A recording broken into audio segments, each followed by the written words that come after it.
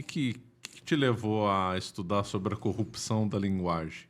Bom, esse livro, Corrupção da Linguagem, Corrupção do Caráter, mostrando novamente, nós escrevemos, Aline Borges e eu. A Aline Borges, ela é minha amiga há mais de 15 anos. Nós trabalhamos juntas na universidade, fizemos doutorado na mesma época. Então, a gente se conhece de longa data, sabe?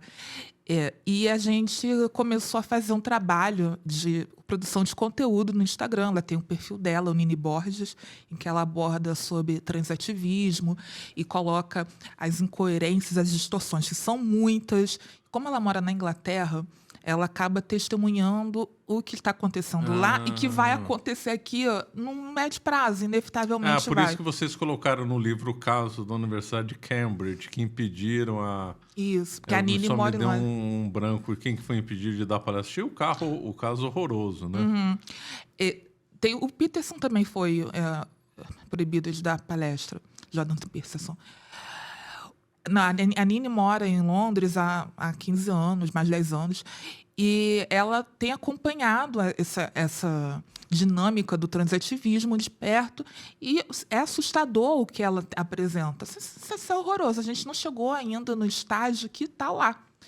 E quando chegar aqui, eu tenho um temor do que poderá acontecer, né? Lá tem um feminismo radical que mostra-se muito contrário, muito opositor, é forte. Aqui no Brasil, o Radfem, que chama, né, o feminismo radical, ele existe ainda muito discretamente nessa função de contrapor o transativismo. E aí eu fico pensando, nossa, se lá tem um movimento grande, contra um movimento grande, está assim, imagina aqui, que a tendência é aderir acriticamente, né? Então, a gente começou a ver os furos desse movimento, né? Tanto do movimento negro, que já é a minha pauta, e o transativismo, que é a pauta da Nini. A gente começou a olhar que os problemas existentes em relação à teoria, ao que estava sendo defendido, não só a ação política propriamente, mas em termos teóricos. E nós duas somos acadêmicas de formação. A gente falou assim, nossa, o que está acontecendo para pessoas inteligentes, escolarizadas... Mas você dá aula atualmente? Não, eu sou técnica. Igual a Nini era também quando ela estava lá, eu sou técnica. Não, se eu desse aula, eu estaria sendo perseguida bastante nessa altura. Mas como é que foi o ambiente do doutorado e pós-doutorado também, né? No doutorado, nós fizemos na mesma época, por isso que eu estou falando nós. Nós já éramos funcionários da universidade e estava na época do impeachment da Dilma. 2016, né? Eu acho nessa época que a gente estava começando a manifestar nossas insatisfações com a esquerda, publicamente, sistematicamente, organizadamente. E nós publicamos, naquela época, 2015, 2016, um capítulo criticando o currículo de pedagogia por excesso de Paulo Freire. Aí, hoje a gente olha, a gente fica rindo, nós duas. Nós somos muito doidas. Porque naquela época que não tinha nenhum movimento conservador, nem liberal, não tinha nada disso. A gente só foi lá e resolveu criticar no meio do fervor do movimento contra o governo Dilma, o impeachment da Dilma. E aí acho que foi esse o caminho para a gente chegar onde a gente está hoje, né? A gente foi notando alguns furos entre o que dizia-se e o que fazia-se, né? Hoje a gente consegue notar furos não somente nisso, entre o que se diz, tem furos no raciocínio do que se diz. E a gente pensou, na hora de escrever o livro, por que as pessoas inteligentes, bem escolarizadas, bem informadas, estão negando que há furos, porque a gente sabe que elas sabem. Nós sabemos que elas sabem que há erro. Quando alguém fala do conceito de lugar de fala e lê o livro Lugar de Fala e defende o conceito de lugar de fala, a gente já sabe que a pessoa está abrindo mão de um rigor metodológico. Ela está abrindo mão. Ela está defendendo em nome de um ativismo político. Esse é um ponto. Quando a pessoa diz que biologia não importa, que sexo é uma construção social, que você pode virar mulher, Marcela, daqui a pouco, e eu tenho que aceitar, ela está abrindo mão de um rigor metodológico. E a gente sabe que ela sabe que há um rigor metodológico. Então, o que está acontecendo? O que está havendo? É como se fosse uma seita. A Nini costuma brincar aqui que o oqueísmo é tipo uma seita em que as pessoas, para entrar, elas precisam ofertar algo aos deuses idiotas.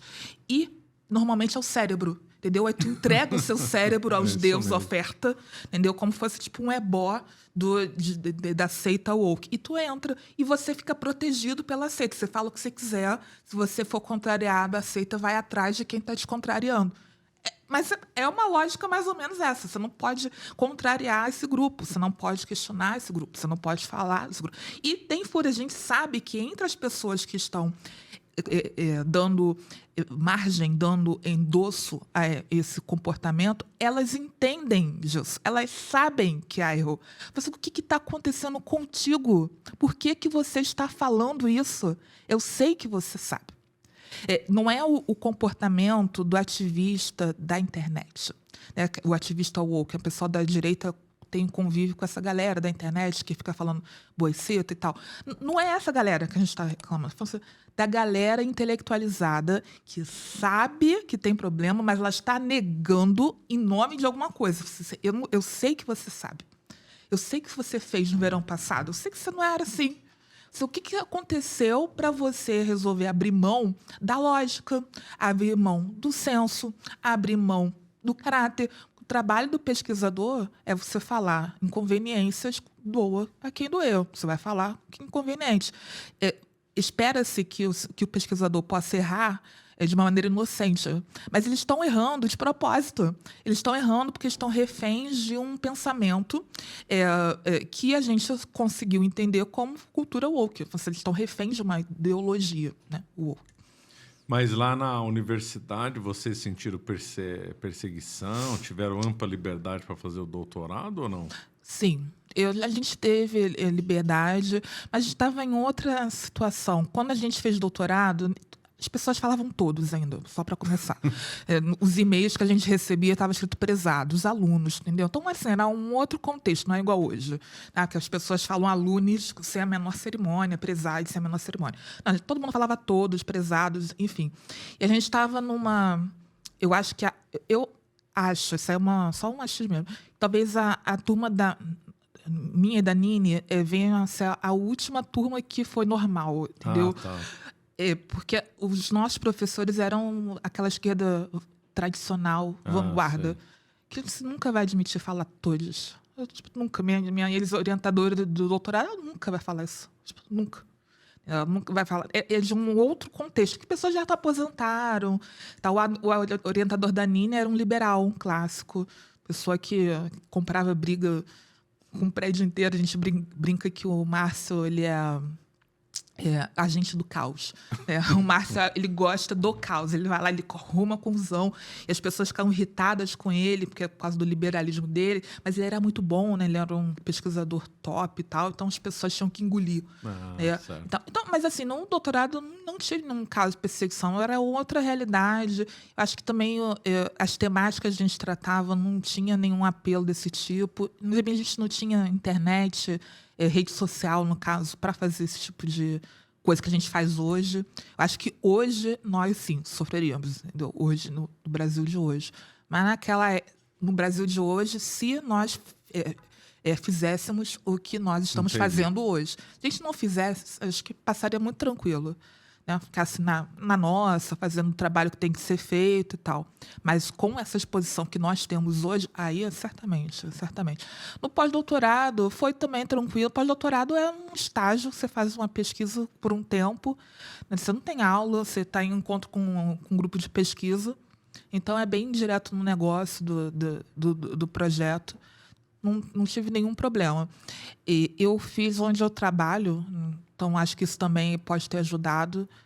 Essa questão de eu trabalhar lá pode ajudar nesse sentido de não sofrer perseguição. Eu acho que pode ajudar, não acho que é inevitável, entendeu? Acho que pode acontecer algum dia. No meu trabalho também não sofri perseguição e meu trabalho é visível, já que eu sou assessora de imprensa. Então, as pessoas, todo mundo me conhece. Se eu não estou escondida numa sala fazendo trabalho burocrático, não, as pessoas me veem e falam comigo. Então, assim, eu estou assim, visível, o diretor, eu trabalho com ele, eu falo com ele todo dia. Eu acho que é só minha mãe que eu falo mais do que o diretor. Ele é uma pessoa bem de esquerda. A gente se dá super bem, né? Para surpresa de muitas pessoas, a gente dá muito bem. É que o gestor, eu penso que o gestor, mesmo sendo de esquerda, ele vai querer uma pessoa que trabalhe. Ele não vai querer uma pessoa que fique repetindo essa ladainha bonita. Não vai. Ele vai querer uma pessoa... Ele quer eficiência. Não importa qual a ideologia dele. Na hora que ele senta no trono, porque é o dele na reta, ele vai querer pessoas do lado dele que funcionem. E eu sou a pessoa que funciona. Assim, pessoas podem não gostar do que eu falo, mas eu trabalho de direito e tenho um histórico muito bom dentro da universidade mostrando isso. Meu histórico é bom pra caramba, porque são 15 anos, né, Marcelo?